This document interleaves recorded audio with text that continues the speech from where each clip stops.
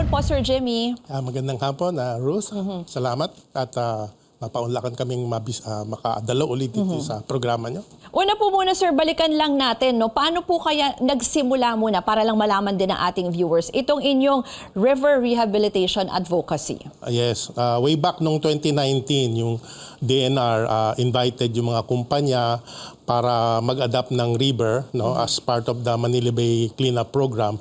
At si Mr. Ang San Miguel volunteered to sponsor yung Tolyahan River. Kasi yung isa sa mga main brewery namin, beer brewery, is alongside the Tolyahan River. So, na-experience namin yung pollution doon, tsaka yung mga baha, lalo na kapag malakas ang bagyo. No, so minarapat ni Mr. Ang na mag-volunteer kami ron. So nagumpisa kami nung mga June 2020 sa kalagitnaan ng COVID pandemic. And natapos namin yun ng August 2022. So over 2 years at nahukay namin is around 1.1 million tons ng silt and waste, no, sa 11 kilometers na stretch ng ilog mula Manila Bay hanggang NLEX. At more importantly, yung mga makikitid na parte ng ilog, nalawakan namin. At the same time, yung ilog is generally mababaw, around 1 to 2 meters deep. Nalaliman namin yon to 3 to 5 meters deep. So, practically, we doubled yung water holding capacity ng Tolyahan River. Kaya from the recent typhoon like yung Egay and Falcon nung July, August last year, maganda yung feedback, wala silang naranasang baha doon sa lugar. Yung paliwanag lang po natin, kasi po pag ganito, no, parang mas lumuluwag, ano, mas nagiging mabilis yung paglabas ng tubig, lalo na pag malakas po yung ulan. Pag malakas ang ulan, yung kapasidad ng ilog, kailangan ma-absorb niya yung lakas ng ulan at makalabas siya sa Manila Bay. Kasi nga maganda yung resulta doon sa Tolyahan, si Mr. Ang volunteered also to clean up yung Pasig River, no, as part of the Manila Bay Cleanup Program, again in partnership with DNR and DPWH and the various LGUs dun sa Metro Manila. And doon naman nagumpisa kami ng July 2021 at natapos na kami noong September 2023 covering yung 26-kilometer stretch from Manila Bay until Laguna Lake. Sinama na rin namin yung San Juan River, which is main tributary ng Pasig River. So all in all, ang nahukay namin doon is around 1.4 million tons at kasama na yung 5 kilometro ng San Juan River. At the same time, more importantly, nahukay din namin yung mga mababaw na lugar like Manila Bay, Laguna Lake entrance, at the same time mga river junction sa San Juan River, Marikina River, including yung napindan na floodgate ng MMDA. Tapos alam ko from there, no, natapos yung sinabi nyo August 2022, yung bahagi na iyan. At nag-expand rin po itong project nyo. Paano naman po napunta sa Bulacan? Doon sa Bulacan, ang nangyari naman doon, may mga request yung mga LGU, no, na i-address yung baha sa Bulacan. At nagkataon na doon na kami at nag-uumpisa na ron sa New Bulacan Airport project. So we advance yung flood management plan ng airport side. So inumpisa naming hukayin yung paligid ng New Bulacan Airport, no, which is around 14 kilometers, no, sa area ng Ubando at Bulacan. So ngayon is that is ongoing at the moment, and right now natapos na namin siya ng Nobyembre. Nagumpisa kami ng October 2022 sa may Kawayan River opening. Lumipat na, nagdagdag kami ng equipment sa kabilang side sa may Capiz Taliptip River around April 2023. At more importantly, nung October, yung mga equipment namin sa Pasig River na natapos na, nadala namin lahat sa Bulacan. Kaya by November, natapos na namin yung buong perimeter ng Bulacan airport site at naalis namin around 1.2 million tons of silt and waste. No? So at nalaliman na rin namin lahat ng ilog, dating kalahating metro hanggang 1 metro, ngayon 3 to 4 meters deep na rin siya. Parang talagang palaki ng palaki yung inyong initiative, ano? Nagsimula sa Tolyahan, nakarating na po ng Bulacan sa tingin nyo. And then marami na rin kayong nagagawa dito sa Bulacan at nag-expand na rin kayo sa river cleanup. Sa tingin nyo, ano ba yung mga nakakadagdag or nakakatulong para mas mapabilis umusad itong inyong river cleanup? Yes, apart from yung nabanggit ko na nadagdagan yung mga equipment natin sa Bulacan, coming from Pasig River, marami na rin kaming experience, no, at learnings doon sa mga paghuhukay namin sa Tulyan at Pasig River, at continuous yung improvement na yon at solution para nang sa ganun mapabilis yung paghuhukay. Ganun din yung suporta ni Mr. Ang, no? Apart from yung making sure that we are funded para yung mga equipment na darating is magamit namin, yung talagang continuous guidance and support, no, para maghanap ng maganda pang solusyon para mapabilis yung paghuhukay. Nakatulong din yung sa Bulacan, hindi katulad sa Tulyahan at Pasig River na napapalibutan ng mga bahay. Doon sa Bulacan area, mas maraming bakanting lupa. So napapabilis yung paghuhukay namin at naililipat agad namin yung nahukay namin sa gilid. Parang nakakatulong din siya, parang meron din kayong pinagdadala, no? Yes. Yung mga na-dredge nyo po na lupa na Yes. nagagamit upstream or doon sa mas Yes. matataas na lugar. Yes. So yun kaya dati ang output lang namin mga 50 to 100,000 tons a month. Lately, ang average namin is around 200 to 300,000 tons a month na. Kaya mabilis naming natapos agad. And at the moment, tuloy-tuloy rin kami sa pag-akyat ng paghuhukay sa Bulacan. Ika natin ang ating serbisyo ngayon, patuloy ang paglilinis ng isang pribadong kumpanya sa ating mga ilog. Pero nakikita at nararamdaman naman kaya ito ng publiko, lalo na ng mga residente. Kasama pa rin natin si SMC River Cleanup Project Manager Jimmy Lu. Sir Jimmy, kanina in-explain nyo na sa amin, no, kung paano tumakbo itong river cleanup. Pero yung gusto naming malaman ngayon, yung mga reaksyon ng mga komunidad, kung paano sila nakinabang dito, or ano ba yung mga naging epekto sa kanila? Yeah.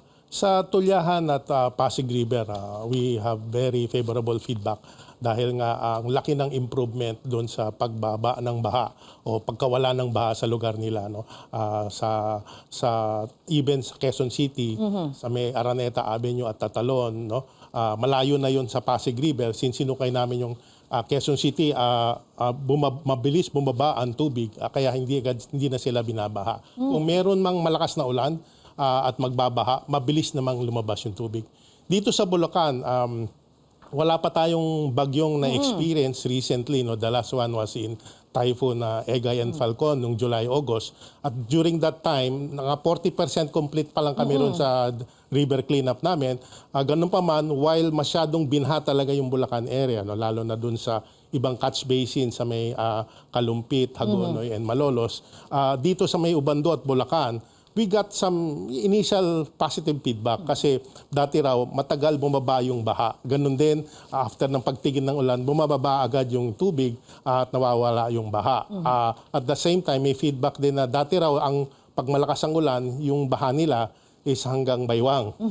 Lately, itong huli daw, hanggang tuhod na lang daw yung baha. So, apart from that, of course, dun sa Bulacan, dahil nga nahukay namin yung ilog, yung mga mangingisda ngayon, nakakabiyahe na siya palabas ng Manila Bay ng mas mabuti at hindi nababalaho yung mga bangka nila. No? Kasi mas malalim na po yung Yes, mas ilog. malalim na yung ilog. And at the same time, yung mga nahuhukay namin, na itatambak namin dun sa mga pilapil, dun sa mga earth dike na mga fish pond. So napapatibay namin yon para pag merong malakas na bagyo, yung alon ng bagyo, hindi nagigiba yung kanilang pilapil. No? So yun ang mga May nakaabang, earlier benefit. But we expect pag sa susunod na bagyo, wag sanang mangyari, pero mas nakahanda na tayo doon sa in case na mas malaking tubig na babagsak sa paligid ng Bulacan. Binanggit nyo na rin po na parang may parang challenge din, no? Yung parang minsan kasi iba-iba yung catch basin, kaya iba din po yung pinagbabagsakan ng tubig. Ano pa po kaya yung ibang na-encounter nyo na mga challenges dito sa inyong proyekto? Yeah. Well, not so much. Yung umpisa lang dito sa Bulacan dahil sa mababaw nga yung ilog. So, hindi agad namin ma-access yung ilog from Manila Bay kasi papasok kami ron. At base sa survey nga namin, sobrang babaw niya. At the same time, hindi rin nakatulong na may maraming baklad na fish pens doon sa paligid. Good thing yung ating LGUs, no, sa Bulacan at Ubando, we coordinated with them at mapakiusapan yung mga fish pen owners na temporarily ma-relocate para makapasok kami. So, yun naman nagawa nila. No?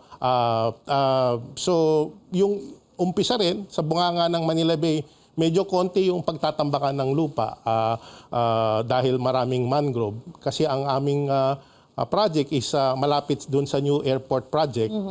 At may mga international auditors kami ron na nagsasabing, yes, nakakatulong kayo sa pag-alis ng baha, pero sana yung paghuhukay nyo hindi makakaapekto naman sa ibang bagay like masira yung mga mangrove. Kaya nag-iingat kami ron sa lugar na pagtatambakan. May nagbabantay din naman pala. And then moving Yes. forward, Sir Jimmy, no, alam ko meron pa kayong bagong partnership with the Department of Environment or DENR and then the local government units also for the expansion of this project. Can you tell us more about this? Yes, si Mr. Ang was concerned dun sa huling baha nga no sa Bulacan. And in fact, some sectors were alleging na kaya binaha dahil nga daw sa bagong redevelopment ng land sa new airport. So si Mr. Ang took it upon himself na i-volunteer na hukayin na lahat ng ilog sa Bulacan, no? So and then may mga ibang provinces din na dahil nga nakita yung positive benefits ng Tulyahan at Pasig, nag-request na rin na kung po pwedeng mahukay din yung mga ilog nila na laging binabaha yung mga community. So with that, noong October, nagkaroon ng Memorandum of Agreement for another Adapt a River program with DNR, DPWH, and several LGUs, no? Para nga mahukay yung mga yon. Sa Bulacan, sinama na yung upstream rivers within the same catch basin ng New Bulacan Airport. At yung ibang catch basin like sa Malolos, sa Agonoy, sa Kalumpit, kasama na rin yung Pampanga River which is at the boundary of Bulacan. Doon naman sa ibang probinsya, sa Laguna at sa Cavite, may mga ilang ilog din silang gustong pahukay. At the same time, isinama na rin yung iba pang ilog sa Navotas City na hindi pa namin nahuhukay. Kasi dati Tulyahan is part of Navotas City. Okay. Pero sa ngayon po, sabi nyo kasi nagkaroon ng signing ng MOA noong October 2023. Kamusta na po itong project sa ngayon? Yes. Since natapos na nga namin yung paligid ng airport, umakyat na kami nung December, papunta ng Mekawayan at Bukawi. So, nung December, nagumpisa na kaming maghukay sa Mekawayan River upstream.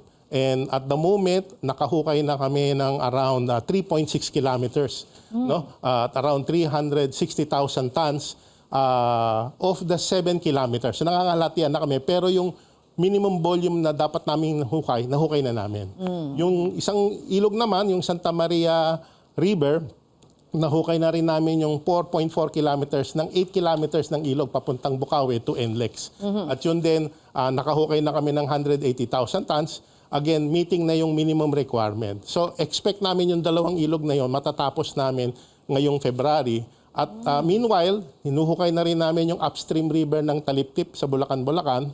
At the same time, pumasok na rin kami sa Giginto River, which is tributary ng Santa Maria River. Papunta naman ng Giginto at Balagtas. So halos nahuhukay namin yon. That is within the same catch basin ng New Bulacan Airport site. Naguhukay na rin kami sa Pamarawan River, which is part of Malolos, in a different catch basin na. At tuloy-tuloy yon hanggang makarating ng Pampanga River. Ngayon, nagsusurvey na kami sa Pampanga River para alamin kung alin yung mga mabababaw na lugar na dapat namin hukayin. Siguro, Sir Jimmy, as a last point na lang, no, ano po ba yung dun sa expansion and sa kinalaki na nitong inyong river cleanup, ano po ba ang gusto nyong ma-achieve and what can the public look forward to? Yes. Of course, ang mission ng San Miguel at ng Mr. Ang is lahat ng mga komunidad na naapektuhan ng baha before, mawala at maibsan na, no? So malaking tulong sa komunidad. At pangalawa, maging positive influence ang San Miguel para ma-address yung river pollution tsaka yung mga nagtatapon ng basura sa ilog o yung nagtatapon sa kalsada at napupunta sa ilog. Magkaroon kami ng influence para mabawasan yung pollution lalo na ng plastic. At lastly, in the future, sana yung mga ilog natin talagang manumbalik yung buhay, no? Katulad ng mga ginagawa ng mga progressive countries na talagang bino-beautify nila yung ilog at naging closer to nature tayo, yung mga kasamahan natin. Maraming salamat kay SMC River Cleanup Project Manager, Jimmy Lu.